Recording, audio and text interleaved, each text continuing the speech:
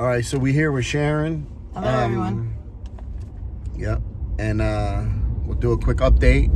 She can let us know what she's been up to and how things have been going for her. It's been about 2 or 3 weeks since our last update. So she'll fill us in with everything that's been going on. Well, where to start? Well, I just came back from New York a couple days ago. The reason I had left, and I told you I'm going to keep it short and sweet, is because we were on a little high-speed chase, and I was able to get away and get back to Philly.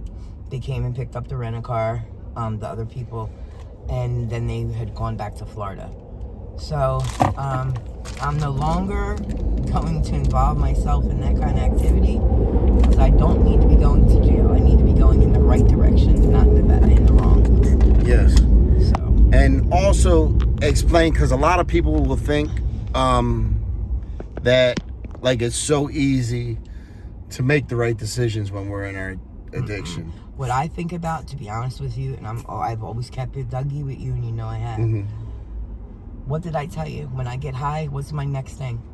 I'm thinking about where I'm going to get the next one from. Yeah. And it's like every 2 hours, maybe 3 if I'm lucky. And so all I was thinking was money. And I'll be all right for a little while. I'll be able to pay this lady to stay with her, and I'll be able to stay all right.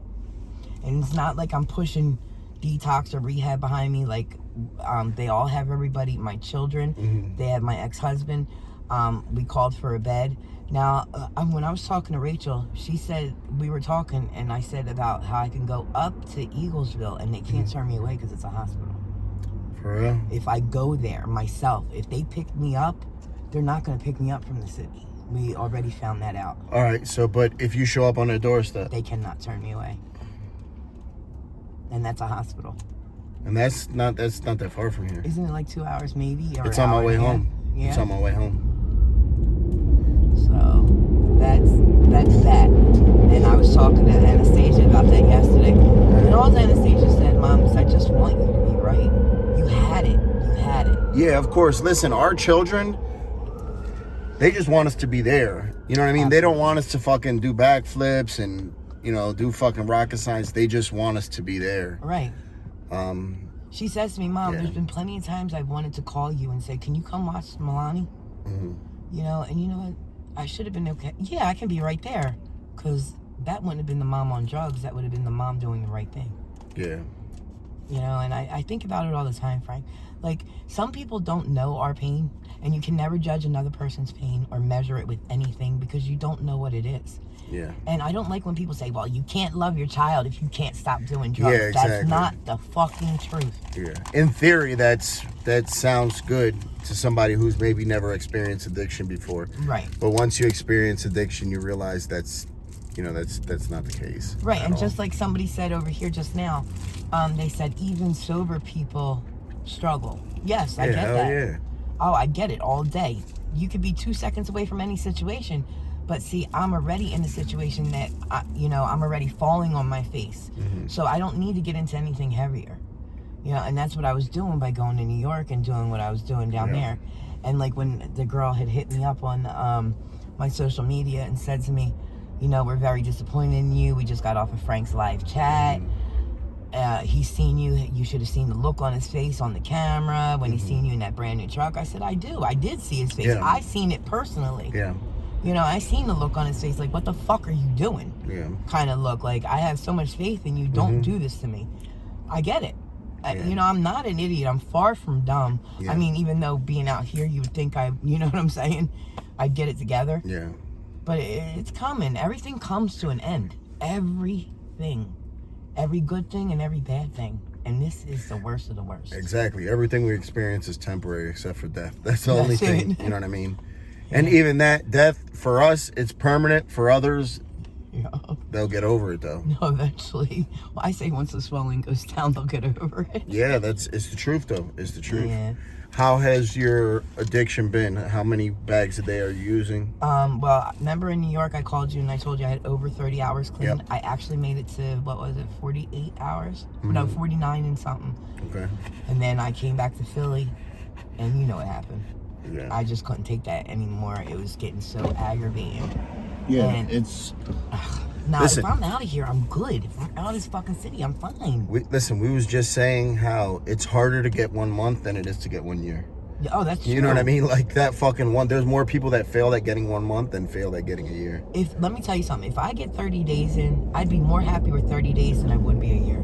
Yeah, fuck yeah. I'd be like, God damn it, I got through that fucking month. Got through it. That's the hardest, man. That's the hardest. And especially being down here where drugs are so cheap and at times they're free.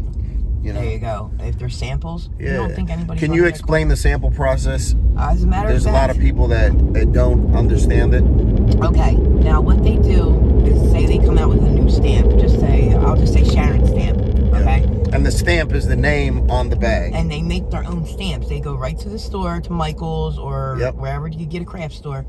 Cut out your own stamp. They get the little blue bag, stamp them, put whatever the fentanyl or dope is in it. Mm-hmm. And then they give out 10 bundles, which is 15 to a bundle. Yeah. So that's 150 bags. Right. And then what they do is they give them out, have people try them if they like them. What they do is they stop for an hour after giving out samples, then come back up, meaning they're selling them now. No more samples. Yeah. So if you like it, you come back. If you don't, you don't. But it's free dope. Mm-hmm. Who in their mind, what drug addict do you know would turn that down? And how often do they give out samples? Usually, and I'm being honest with you, on jump out day, Tuesdays and Thursdays. Okay. And some Sundays, and I don't think that's right because it's God's day to me. I don't care what nobody says. Yeah. But some Sundays. Now, why do you think they choose Tuesdays and Thursdays? Because they're more or less at getting caught. Because it's already jump out day, so everybody's eyes are already alert everywhere, so they'll start early in the morning before the cops are really out. Mm-hmm. Between 5:30 and 8, starting the samples. Mm-hmm. I mean, it's like clockwork. Today was Monday, and they ran a sample down at Roar in Clearfield. Didn't make it though. It's called Macy's. But I didn't make it there. Everybody and their mom made it, but I didn't make it. And how long do the samples last, like time-wise? Oh, it's how many? Not even 5 minutes. Yeah. 5 minutes. So to put that in perspective, that's 150 bags going like that. And think about it, you've already seen how many homeless people there are down here and how many drug addicts there are down here. And they're racing each other down the block, and the drug dealers are telling them, don't run, or you won't get one. And what's the one do? Speed right past you. And does he get it? No, he don't, because he just told him don't run, because you're going to bring heat to the block. Attention. Yep. And you know how many times we were coming down here to get samples and cops are driving right past us but can't do nothing because they're going in another direction to something else? Mm-hmm. Excuse me. They want to stop, but they can't. And there's like 60 of us on this side, 60 of us on that side, trying to get to them 150 bags. Yeah. They sometimes throw them up in the air and we'll fight for them. Yeah. That's just the ones being a dick. Yeah, I've seen that. Yeah. A lot, and I remember that process also. Yeah. You know what I mean? Mm-hmm. Establish a new dope, a new corner, and you just throw the bundles up in there. Oh man, and people will kill you for them, and that's the sad part. The one guy stabbed the one guy with a glass bottle. Oh my God, I almost lost my mind, Frank. I was like, "You've got that. I'll stay sick. Goodbye." Wow. Walked away. You ain't catching them. I'm not catching the case for you. Yeah. I can catch the case myself. I don't need you to do it. Exactly.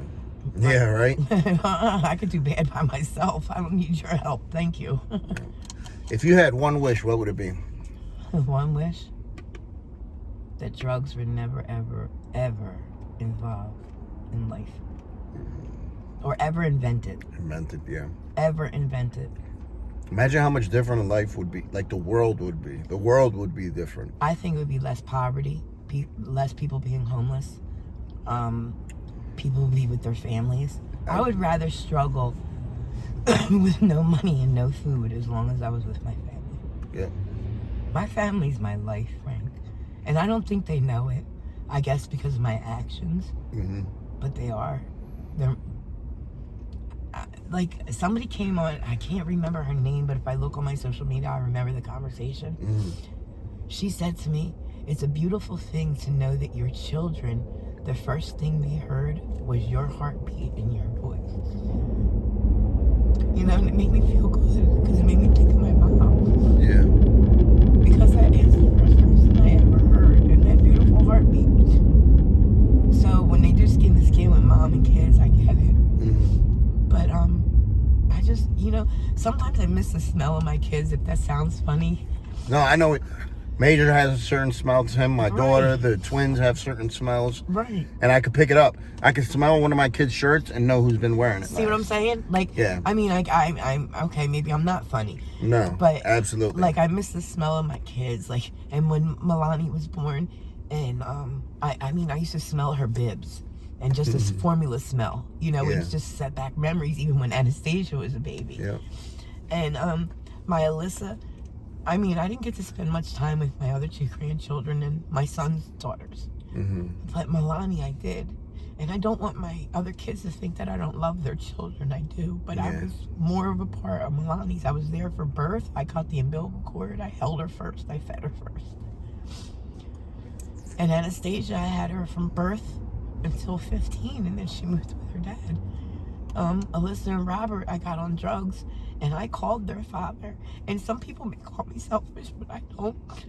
I called Alyssa and Robert's dad and asked him if he would come and get them because I didn't want to lose them. Yeah. And that was trying to save them, and it did. Because their stepmom is such a wonderful person. She did such a great job with my kids. A lot of people don't realize that, too. Like, I've said that before. I said sometimes the best thing we could do for our children while we're in our addiction is to give them to somebody who can care for them. Because we can't. We can't even care for ourselves. Nope. You know? And we're going to be way more irritable. I remember the times where I was dope sick or high, and I would be so irritable, and my kids would just want to play or something, and I'd be like, yo, come on, man. Go somewhere. I'm dope sick. And they don't know. No. You know, they don't know. And then, like, you don't want to snap on them, you know, because then you don't want no resentments. Yeah. I mean, my kids resent me right now, and I get why they resent me, but they don't understand the times that I wasn't there and nobody else was. Yeah. Like, my kids, I lost them too when they were 7 and 8. Wow. But I was there. I mean, I gave them to their dad. I mean, I thought I did the right thing. But there's resentments because why did you keep Anastasia and why did you keep us? Yeah. And I mean, I don't have an answer for it. I mean, I had a little bit of a better situation with Anastasia's father than I did Robert and Alyssa's. It was under different circumstances, and I mean, I'm not saying money. You know what? I'm lying.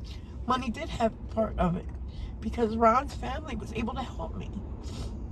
No, Rob's family wasn't. I mean, but they were there as much as possible. They did everything they could when my son was born. They had me a little baby shower, the bassinet together, everything. And my kids still didn't have a want or a need for anything. Yeah. And they still don't. But, I mean, I think the want or need is me.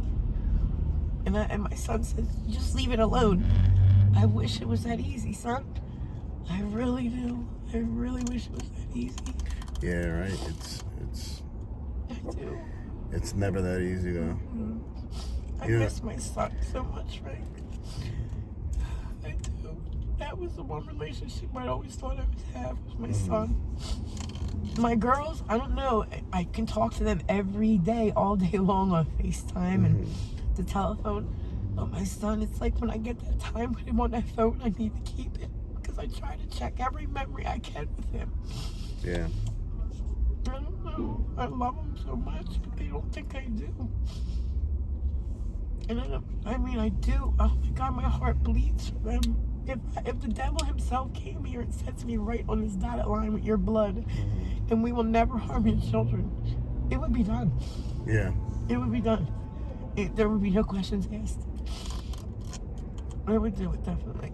For them, absolutely. And my grandbabies. There's a different kind of love for them, though. You know? Yeah, absolutely, there is. Absolutely. But I'm trying to keep my sanity, I guess you would say. And we'll get there. It's a shame, but, you know, relapse is part of recovery. Yeah. Without relapses, we don't have recovery. Yeah, but if you think of us, too, we don't have that many recoveries either. Yeah, absolutely. Listen, with each relapse, I think we take away a couple of our recoveries. It's like the cat. Yeah. With the 9 lives. Yes. Yeah. But I think for every relapse, like if we have 10 recoveries in our life, if we relapse one, I think it takes away 2 of our recoveries. I believe that. Because we could be clean for years and we start getting high and we get back to that point that we left off at. Like that's that. All it does. You know, you catch up real quick. And that's the sad part. Like, we can catch up from where we stopped at. What Okay. took you initially 5 years to reach, Right. you could reach that back in 3 months. And that's so sad. Yeah, you'll get back to that same point that took you 5 years to reach before. You'll get back there in 3 months. And Frank, this dope ain't about shit. And Yeah. I'm being honest, it's really not. It's like you stay. Excuse us. Needs to be charged. All right. Unless you want to swap out. Here. There you go, Bar. buddy. Got it? Hooking up. Yep. I'll be right with you, Sarah. One second. Like 2 more minutes. All right. Yeah. So, like, excuse me. I'm grateful for people like you. Thank you. And the things you do. Like I said, Frank, I'm going to do the same thing. And you know I am. Yep. Like, this is something I want to do. I want to write. I mean, I can get into writing and just get lost. And then, like, Yeah. see, my thing is with the writing, though, I got to stay at the one part because then I'll go into something else. Mm-hmm. And then it's taken from what I was just in, like, because I try not to forget it. Yeah. That's why I want notebooks and pens so I can remember everything. I mean, even if I have to pass it on to my kids, if something does happen to me, God forbid, that they can always get it published or something. And they have it for them. Right. And You don't know how much. diaries. Listen, you don't know how much I would enjoy having like a letter from my mom. You know what I mean? Yeah. Something I could read and have. I would love to have that. You know, Yeah. but. You know. I mean, and it's sad because, you know what, I miss all the birthday cards with the love mom Yeah. or mommy and daddy. Yeah. And my mom would always do this S a certain way, and I always tried to perfect it, and I couldn't. Now, I could always forge my mom's name like crazy, Yeah. but for some reason, I can never perfect that S the way she did it. Yeah. And it was just amazing to me. Like, I'll never get that S. But the way Sharon was always written, it always looked so pretty. But when I write it, I was like, that name is so ugly. Yeah. But when she wrote it, it was so pretty. I was supposed to be an Alicia. For real. Yeah, and then my grandma with the way they were raised, she's like, that sounds like a Negro name. And then I had black grandchildren. She went into Pomeroy's, which is now Lord and Taylor's. Okay. And she's like, look at my black grandbabies. Oh, and she was so proud of them. And I Yeah. loved it. But yeah, I ended up Sharon Ann after her. So, but things will be working out. They will. They'll I know get they there. will. I'll get there, and I'll be proud to be there. So Absolutely. that's just it. Yeah. Well, I thank you, Sharon. Of course, I'm Frank. sure the viewers and subscribers will love to see this update from you. Yes. And keep everyone in prayer. You know, keep Sharon in prayer. Keep everybody that we come across in these interviews in prayer. Yes. Because we all need it. We can never have enough prayer. No, Right. not at all. All right. But I love you guys. Yeah. Thank you.